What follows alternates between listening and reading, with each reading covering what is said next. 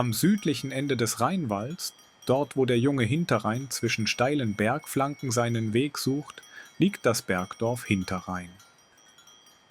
Um 1270 siedelten Walser aus dem Val Formazza hier an und machten Hinterrhein zur ältesten Bündner Walsersiedlung.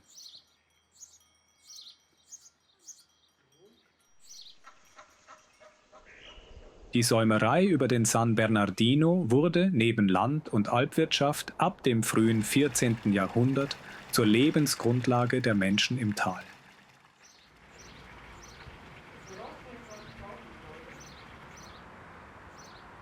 Noch heute zeugt die alte Landbrug, 1692 von Peter Zurr erbaut, am alten Saumpfad vom regen Verkehr vergangener Zeiten.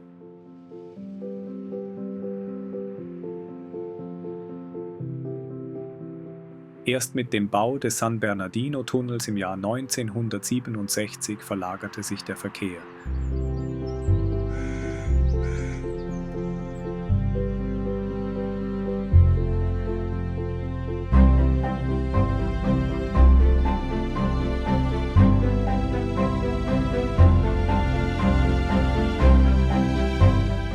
Wer einkehren will, findet im Restaurant Bachhaus Keller ein Stück echte Rheinwalder Gastfreundschaft.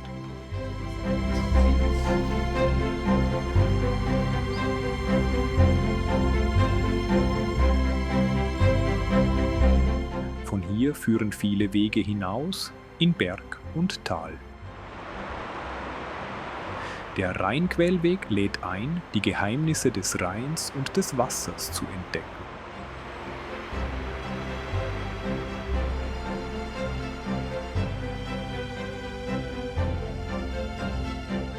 Wanderungen führen hinauf zum Pfalzerberg und wer mag, weiter bis nach Pfalz oder über den San Bernardino Pass Richtung Süden.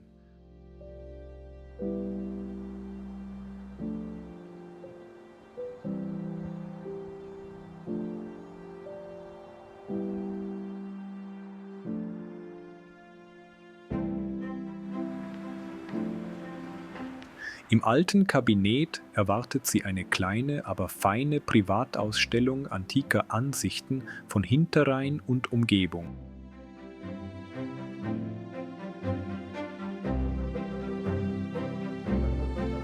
Zudem bietet hier die Ferienwohnung Bernhardin Platz für bis zu 6 Personen.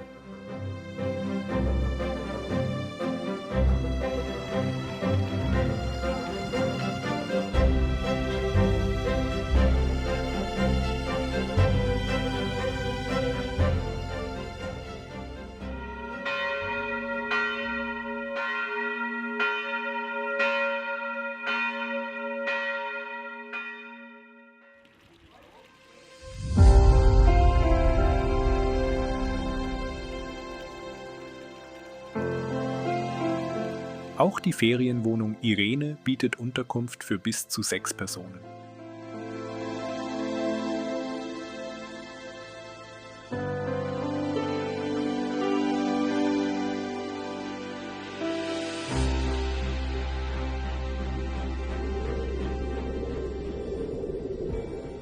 Im Trepp-Kühlschrank an der Straße können feine einheimische Produkte gekauft werden.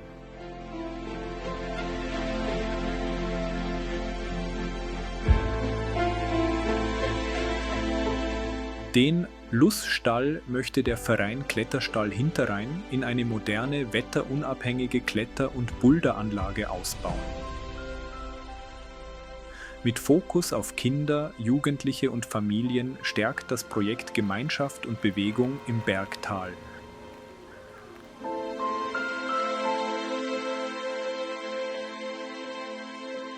Im Winter lockt das Kirchalphorn mit einer herrlichen Skitour.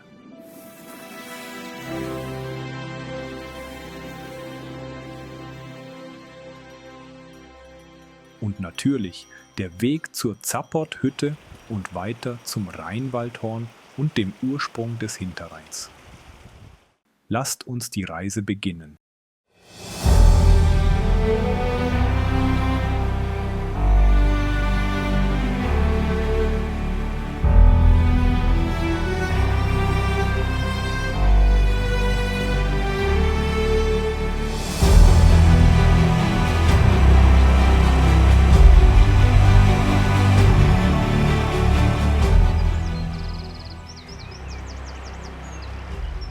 hinten im Rheinwald, wo der Hinterrhein entspringt, beginnt eine Reise, eine Wanderung durch wilde Täler, vorbei an Fels und Wasser, hinauf zur Zapporthütte, eine Reise zum Ursprung eines der größten Ströme Europas.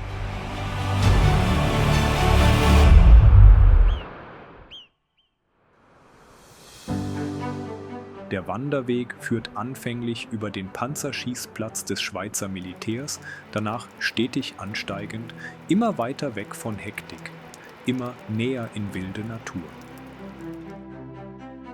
Die Wanderung erfordert Schwindelfreiheit, Trittsicherheit und gutes, festes Schuhwerk.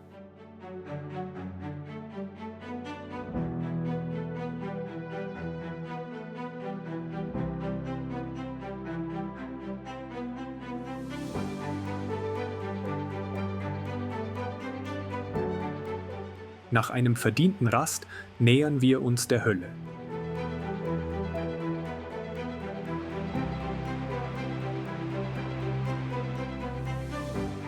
Der Sommerweg führt weit oben an den mächtigen Gletschermühlen vorbei.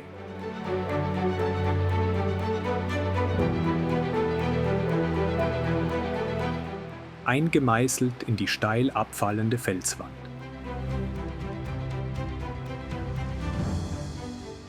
Unterwegs öffnet sich der Blick auf das sogenannte Paradies.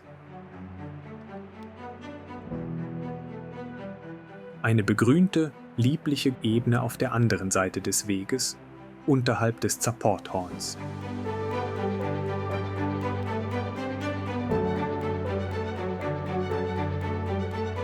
Am Wegrand entfaltet sich das stille Leben der Höhe. Fein, farbenreich und voller Überraschungen. Besonders die Artenvielfalt an Blumen begeistert.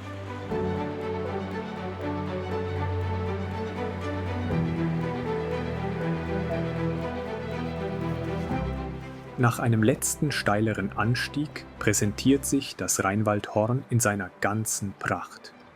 Und, herrlich eingebettet in Fels und Grün, die Zapporthütte.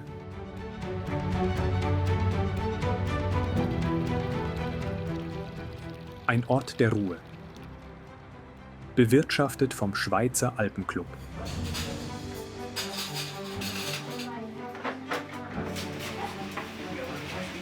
Einst stand die Hütte am Rand des Gletschers. Heute hat sich das Eis weit zurückgezogen, ein stiller Zeuge des Klimawandels.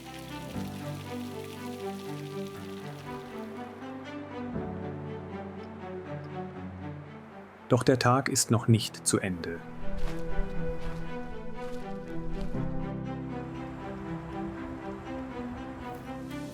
Von der Hütte steigen wir weiter auf.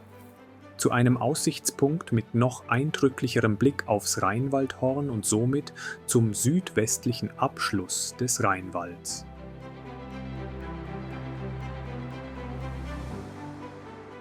Hier entspringt der Hinterrhein. Nach über 60 Kilometern mündet er bei Reichenau, wo er sich mit dem Vorderrhein zum Rhein vereinigt und eine Reise bis zur Nordsee antritt.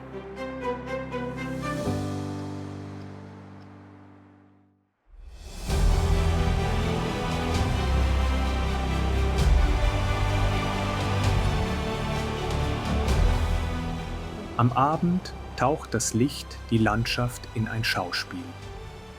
Hier oben spürt man die Kraft der Berge.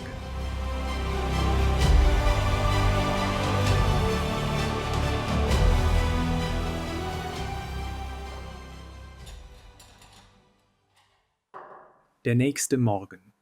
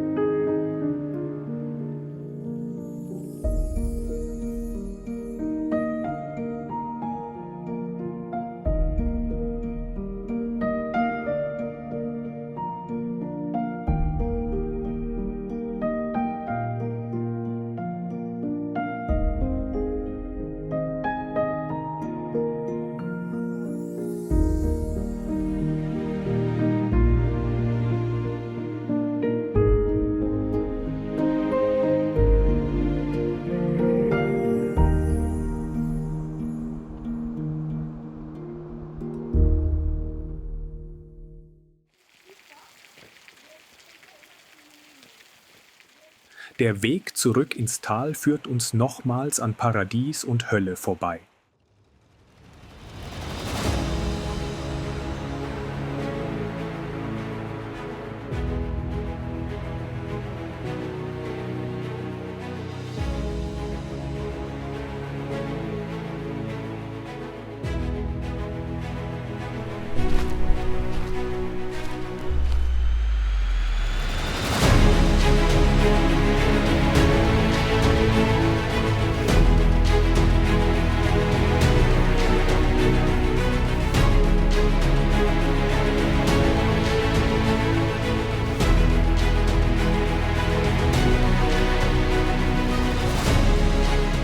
Beim Abstieg begegnen wir den Murmeltieren.